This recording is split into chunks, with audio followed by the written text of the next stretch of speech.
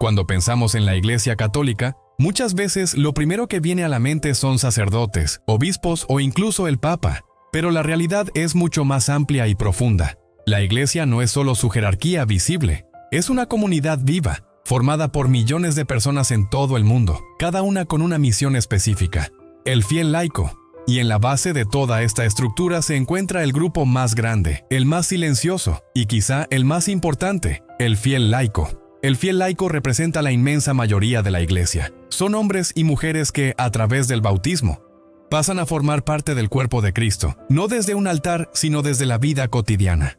No viven en monasterios ni en conventos, no usan vestiduras especiales ni ocupan cargos eclesiásticos. Viven en el mundo real, en medio de la sociedad, enfrentando los mismos desafíos que cualquier otra persona. Trabajan, forman familias, participan en la política, en la economía, en la cultura. Y es precisamente ahí donde se desarrolla su misión.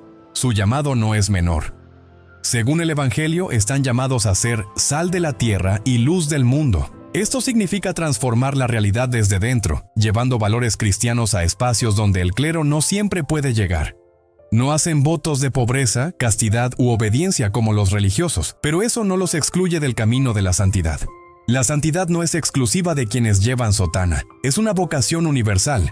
Y figuras como San Luis Nuecio de Francia o Pier Giorgio Frassati demuestran que se puede vivir una fe profunda sin abandonar la vida común. A diferencia de otras tradiciones cristianas donde cualquier fiel puede presidir actos religiosos, en el catolicismo existe una clara distinción entre el sacerdocio común de los bautizados y el sacerdocio ministerial. Esto no establece superioridad, sino funciones diferentes. El laico no es un espectador pasivo, es protagonista en su propio terreno. Y sin su presencia, la Iglesia simplemente no podría existir como realidad viva en el mundo. El seminarista, el comienzo de una vocación.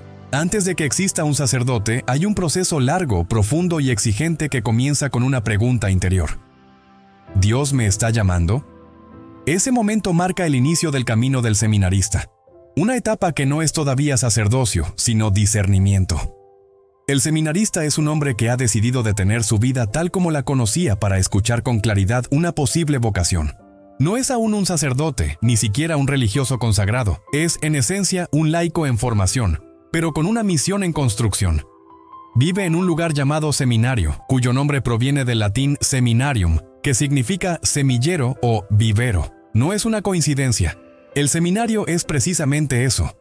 Un espacio donde las vocaciones se cultivan, se prueban, y si es auténtico el llamado, comienzan a crecer. Durante un periodo que puede durar entre 7 y 9 años, el seminarista estudia filosofía y teología, pero su formación va mucho más allá del conocimiento académico. Es un proceso integral que abarca la vida espiritual, emocional, comunitaria y humana. Su rutina incluye oración diaria, estudio profundo, servicio a la comunidad y acompañamiento constante por formadores que ayudan a discernir si ese camino realmente es el suyo. No todos los que entran al seminario llegan al sacerdocio, y eso es parte esencial del proceso. No se trata de formar sacerdotes a toda costa, sino de confirmar si existe una vocación real. La existencia misma de los seminarios tiene un origen histórico importante. Fue el Concilio de Trento el que estableció la necesidad de crear seminarios en cada diócesis, como respuesta a la crisis de formación del clero en la época de la Reforma Protestante. Desde entonces, los seminarios se convirtieron en el corazón de la formación sacerdotal. Hoy, países como México y Colombia destacan por tener un gran número de seminaristas, reflejando la vitalidad de la vocación en América Latina. La vida religiosa. Entre el servicio y el silencio, dentro de la Iglesia, hay quienes dan un paso más radical. No solo viven su fe en el mundo, ni solo se preparan para el sacerdocio, sino que entregan completamente su vida a Dios mediante una consagración total. Son las religiosas, mujeres que profesan los votos de pobreza, castidad y obediencia, renunciando a una vida ordinaria para abrazar una misión espiritual más profunda. Pero incluso dentro de la vida religiosa existen caminos distintos. Algunas religiosas pertenecen a congregaciones de vida activa. Son aquellas que trabajan directamente en el mundo, en escuelas, hospitales, misiones, comunidades marginadas. Su fe se expresa en acción concreta. Un ejemplo emblemático es Madre Teresa de Calcuta, quien dedicó su vida al servicio de los más pobres, transformando la compasión en una fuerza global. Otras religiosas optan por la vida contemplativa. Viven en clausura, apartadas del mundo exterior, dedicadas exclusivamente a la oración. Su misión no es visible, pero según la tradición de la Iglesia es fundamental. Son el corazón espiritual, sosteniendo con su oración la vida de toda la comunidad. Santa Teresa de Ávila es uno de los ejemplos más grandes de esta vocación, reformando su orden y dejando una huella profunda en la espiritualidad cristiana. Aunque no forman parte de la jerarquía de gobierno, su papel es esencial. Representan una entrega total. Una vida que no se mide por lo que produce en el mundo, sino por lo que sostiene en lo invisible. El monje, el hombre que abandona el mundo. En un mundo lleno de ruido, velocidad y constante movimiento, hay hombres que han tomado una decisión radical: apartarse completamente de todo para buscar a Dios en el silencio. Son los monjes. A diferencia de quienes viven su fe en medio de la sociedad, el monje renuncia voluntariamente al ritmo del mundo exterior para entrar en una vida marcada por la contemplación, la disciplina y la comunidad. No es una huida, es una elección profunda, una forma de vida que no busca escapar del mundo, sino sostenerlo desde la oración. La vida monástica se rige por una estructura clara llamada regla, siendo la más influyente la escrita por San Benito de Nursia en el siglo VI. Su principio fundamental se resume en una frase que ha atravesado siglos: ora et labora, es decir, reza y trabaja. Para el monje, la vida no se divide entre lo espiritual y lo material. Todo forma parte de un mismo acto de entrega. El trabajo no es solo una necesidad, es una forma de oración. El silencio no es vacío, es un espacio de encuentro. Durante la Edad Media, los monasterios no solo fueron centros de espiritualidad, fueron verdaderas fortalezas del conocimiento. Mientras el mundo atravesaba periodos de inestabilidad, guerras y fragmentación, los monjes se dedicaron a copiar manuscritos antiguos, preservando textos filosóficos, científicos y religiosos que de otro modo se habrían perdido. Gracias a ellos, gran parte del conocimiento greco-romano y bíblico sobrevivió hasta nuestros días. A diferencia del fraile que sale al encuentro del pueblo, el monje permanece dentro del monasterio. Cree que su misión no es ir al mundo, sino sostenerlo espiritualmente desde la oración constante. Dentro de esta vocación puede haber monjes que no son sacerdotes, conocidos como hermanos laicos, y otros que sí reciben la ordenación, combinando ambas dimensiones. Existen distintas tradiciones monásticas, como los benedictinos, los cistercienses o los trapenses, estos últimos conocidos por su silencio casi absoluto y por sostenerse mediante trabajos como la producción artesanal de alimentos. El monje no vive para ser visto, vive para buscar a Dios en lo oculto, y en ese silencio construye una de las formas más radicales de fe.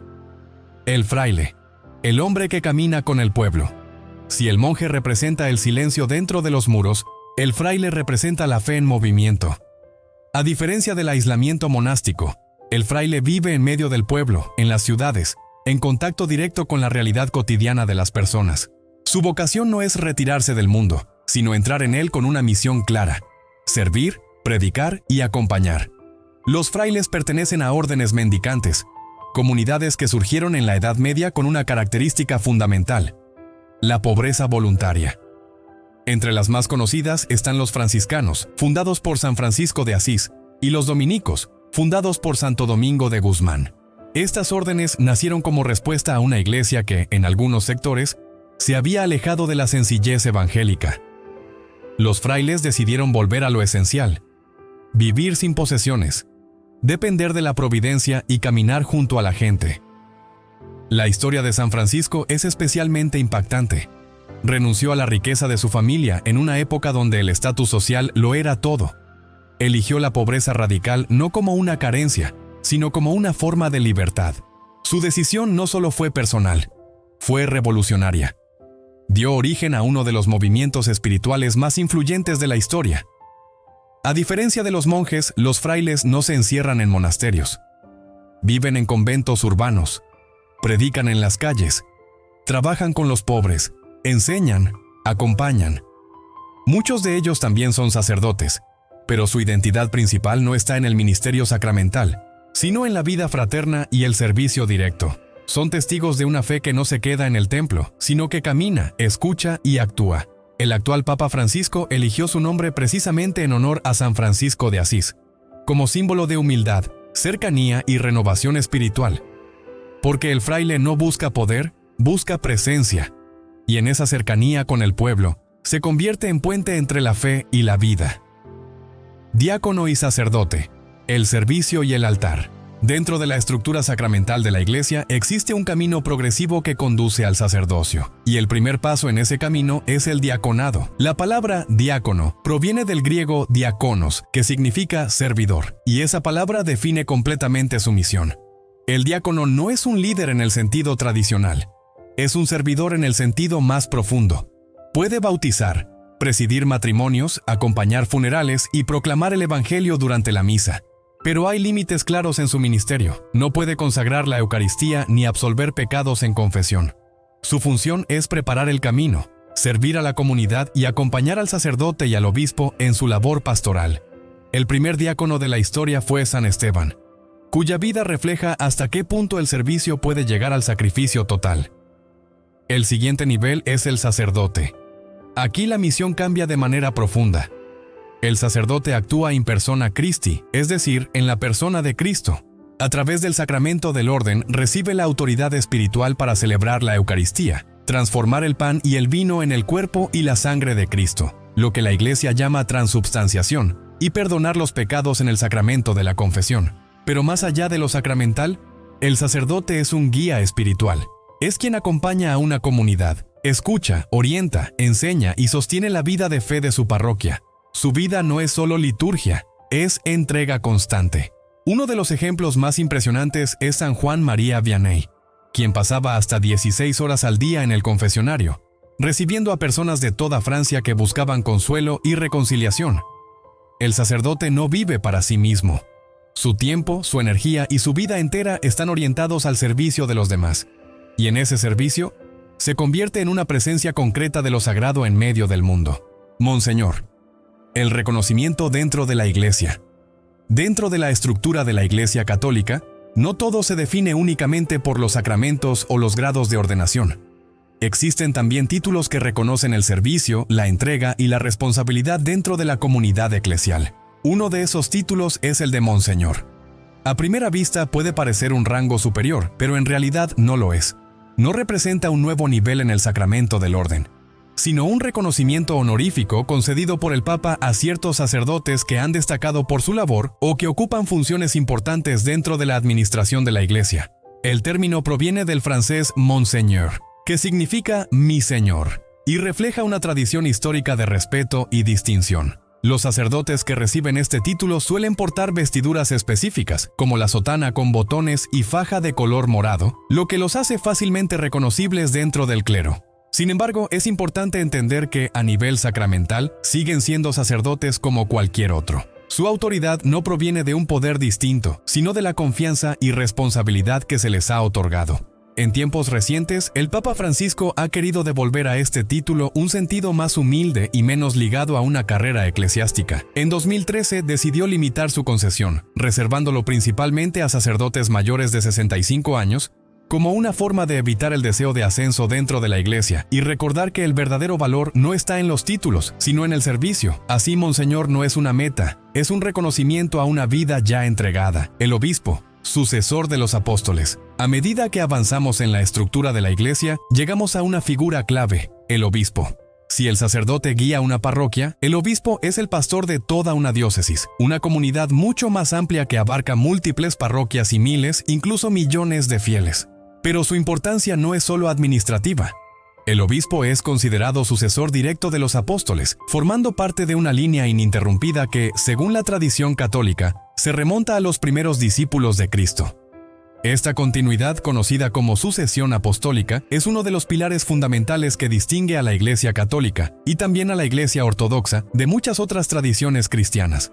A través de ella se asegura que la enseñanza, la autoridad y los sacramentos mantengan una conexión directa con los orígenes mismos del cristianismo. Por eso, el obispo posee la plenitud del sacerdocio. Es el único que puede ordenar nuevos diáconos, sacerdotes y otros obispos, garantizando así la continuidad de la misión. Sus símbolos reflejan esta responsabilidad. La mitra que lleva en la cabeza representa su autoridad espiritual. El báculo que sostiene en la mano simboliza su papel como pastor que guía a su rebaño. y el anillo episcopal es signo de su unión con la iglesia que le ha sido confiada. Pero más allá de los símbolos, el obispo tiene una misión clara: custodiar la fe, mantener la unidad y acompañar al pueblo de Dios en su camino espiritual. Sin un obispo en comunión con Roma, según la doctrina católica, no existe una iglesia local plenamente constituida. Esto muestra hasta qué punto su figura es esencial. No es solo un líder, es un vínculo vivo entre la comunidad actual y la iglesia de los orígenes. El arzobispo. Guía de una región. Dentro de la estructura episcopal, algunos obispos reciben una responsabilidad aún mayor: convertirse en arzobispos. No todos los obispos lo son. El arzobispo es aquel que gobierna una arquidiócesis, una sede eclesiástica de mayor relevancia, ya sea por su historia, su tamaño o su importancia dentro de una región. Pero además de guiar su propia diócesis, el arzobispo tiene una función de coordinación sobre otras diócesis cercanas, formando lo que se conoce como una provincia eclesiástica. Uno de los elementos más distintivos del arzobispo es el palio, una banda de lana blanca que se coloca sobre los hombros y que simboliza su unión especial con el Papa. Esta prenda no es solo decorativa, está cargada de significado. Se elabora con la lana de corderos bendecidos en la fiesta de Santa Inés, recordando la figura del pastor que cuida a su rebaño. Es un símbolo de cercanía, pero también de responsabilidad. En América Latina, figuras como Carlos Aguiar Retes, arzobispo primado de México, representan este nivel de liderazgo. Su influencia no se limita a una sola diócesis, sino que se extiende a toda una región, siendo referencia espiritual y administrativa. El arzobispo no es solo un pastor local, es un punto de conexión entre múltiples comunidades, ayudando a mantener la unidad y la dirección de la Iglesia en territorios amplios y complejos. El cardenal, el consejo del Papa. Más cerca de la cima de la jerarquía, encontramos a los cardenales, miembros del colegio cardenalicio y principales colaboradores del Papa en el gobierno de la Iglesia Universal. Su papel más conocido es el de elegir a un nuevo pontífice en caso de sede vacante, en un proceso llamado cónclave. Esta palabra proviene del latín cum clave, que significa con llave, haciendo referencia al aislamiento en el que permanecen los cardenales durante la elección, completamente desconectados del mundo exterior. Los cardenales visten de rojo púrpura, un color que simboliza su disposición a derramar su sangre por la fe si fuera necesario. No es un simple distintivo estético, es una declaración de compromiso total. A lo largo de la historia, los cardenales han sido figuras clave en momentos decisivos de la Iglesia, asesorando al Papa, participando en decisiones importantes y representando distintas regiones del mundo. Hoy, América Latina cuenta con una presencia significativa dentro del colegio cardenalicio, reflejando el crecimiento y la importancia de la Iglesia en esta región. Esto significa que la voz de estos países tiene un peso real en la toma de decisiones globales. El cardenal no es solo un consejero, es un puente entre la Iglesia local y la Iglesia universal. El Papa, el pastor de toda la Iglesia. En la cima de esta estructura se encuentra una figura única, el Papa. No es solo el líder visible de la Iglesia católica, es el sucesor de Pedro, el obispo de Roma y el signo de unidad para millones de fieles alrededor del mundo. Su autoridad es descrita como suprema, plena, inmediata y universal. Esto significa que su influencia no se limita a un territorio específico, abarca toda la Iglesia. El Papa es considerado el vicario de Cristo en la tierra, y tiene una responsabilidad que va más allá de la administración. Es un referente espiritual, un guía moral y una voz que resuena en temas de fe, ética y humanidad. En situaciones muy específicas puede ejercer el don de la infalibilidad en cuestiones de fe y moral, una prerrogativa definida en el Concilio Vaticano I y utilizada formalmente en muy pocas ocasiones en la historia. Actualmente la Iglesia está guiada por León XIV, cuyo nombre de nacimiento es Robert Francis Prevost. Nacido en Estados Unidos, su historia tiene una conexión profunda con América Latina, especialmente con Perú, donde sirvió durante años como misionero. Su elección en 2025 marcó un momento histórico, convirtiéndose en el primer papa estadounidense, pero con un corazón profundamente vinculado a la realidad latinoamericana. Su vida refleja una mezcla de culturas, experiencias y cercanía con los más necesitados. No es solo un líder distante, es alguien que ha vivido de cerca la fe del pueblo. Su elección de nombre, en referencia a León XIII, recuerda la importancia de la doctrina social de la Iglesia, poniendo énfasis en la justicia, la dignidad humana y el compromiso con los más vulnerables. Y así, desde el fiel laico que vive su fe en silencio en su vida diaria, hasta el Papa que guía a millones desde Roma, se despliega una estructura que ha perdurado durante más de 2000 años. No es solo una jerarquía, es un organismo vivo donde cada nivel tiene un propósito, una misión y un significado profundo. Cada vocación, cada llamado, cada función, forma parte de un todo mucho mayor. La iglesia no se sostiene solo por sus líderes, ni solo por sus estructuras. Se sostiene por la fe de quienes la viven, la sirven y la transmiten día a día. Si este contenido te ayudó a ver con nuevos ojos la riqueza y profundidad de la Iglesia Católica, déjanos tu like. Ese gesto, aunque parezca pequeño, permite que este mensaje llegue a más personas. Compártelo con alguien que alguna vez se haya preguntado cómo funciona la iglesia por dentro. Que Dios bendiga tu vida y la de tu familia.